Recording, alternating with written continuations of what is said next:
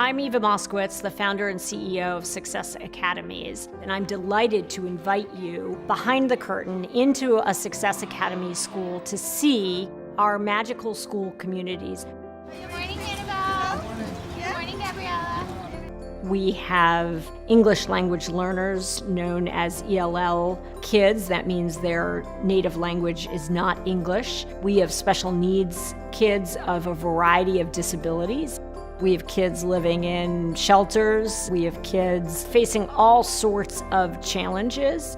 And our job is, no matter what the circumstance the child or family is in, to provide a world-class education.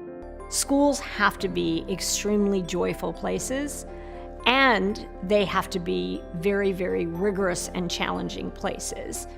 Kids don't learn if you don't intellectually stretch them. We wanted to set a standard that was designed around critical thinking, where kids could learn by doing worthwhile mathematical problems, science 5 days a week, chess, art, music. That's how you get kids to love school and learning.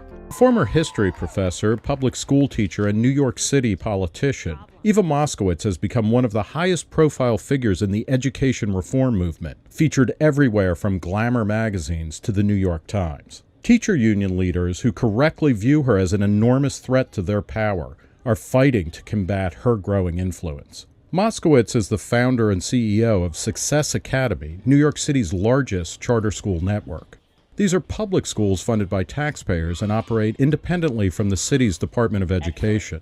The teachers here don't belong to a union and they don't have tenure, so the school can reward them with higher salaries or fire them if they're not meeting expectations. And Success Academy students and parents choose to apply here instead of simply attending the district schools to which they're sent based on where they live. Attracting students hasn't been a problem. With 32 schools spread around New York City, Success Academy posted test results last year that astounded education policy experts. Meanwhile, Moskowitz and her allies have been building a powerful coalition to counter the outsized political influence of organized labor.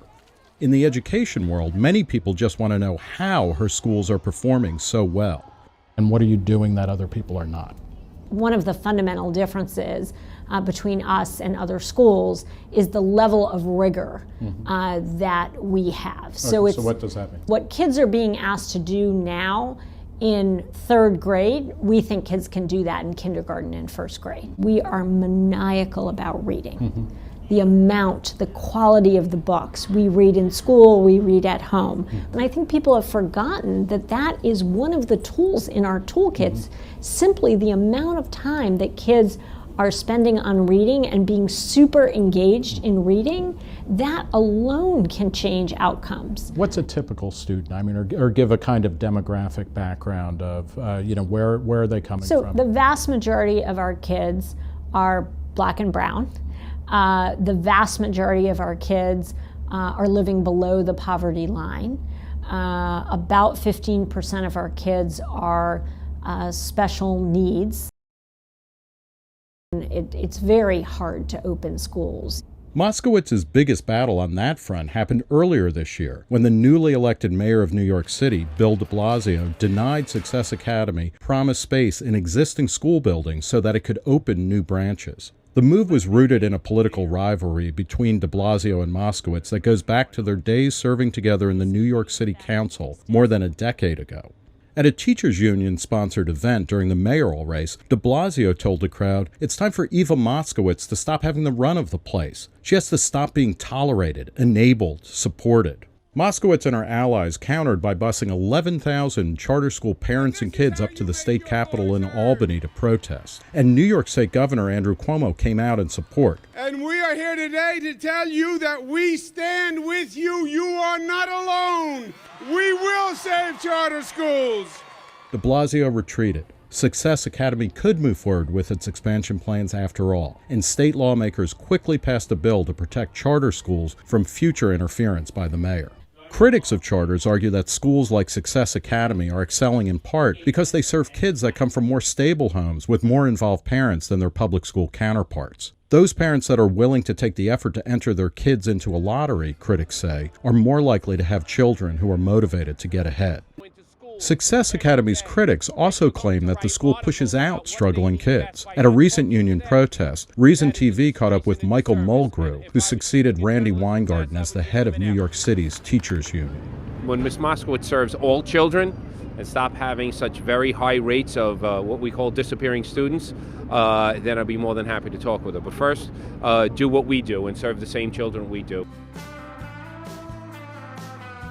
Are charter schools guilty of weeding out difficult kids? And is this undermining their overall mission?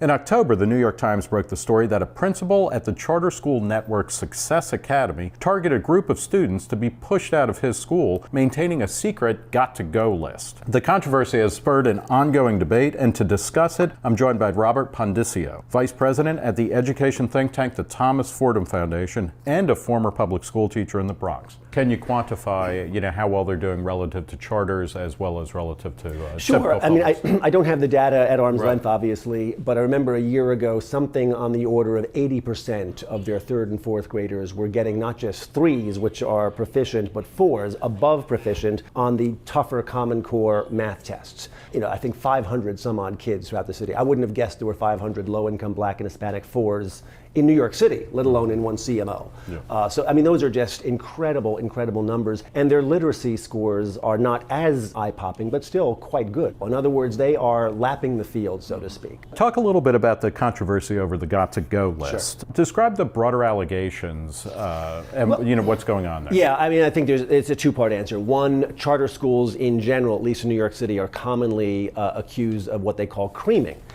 taking the best kids, the brightest kids, and not educating the so-called harder to teach. So that umbrella goes over the discussion of charters more broadly.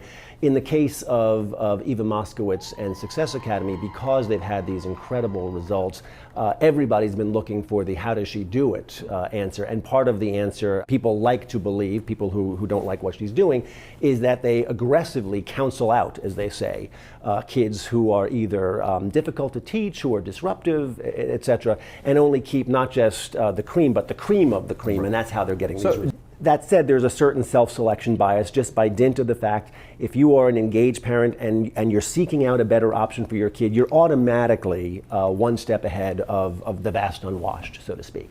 Let's just assume for a second that it's true, okay? So, and I, again, have no reason to believe that it is, but let's just say the worst allegations are true. She is counseling out the hardest to teach.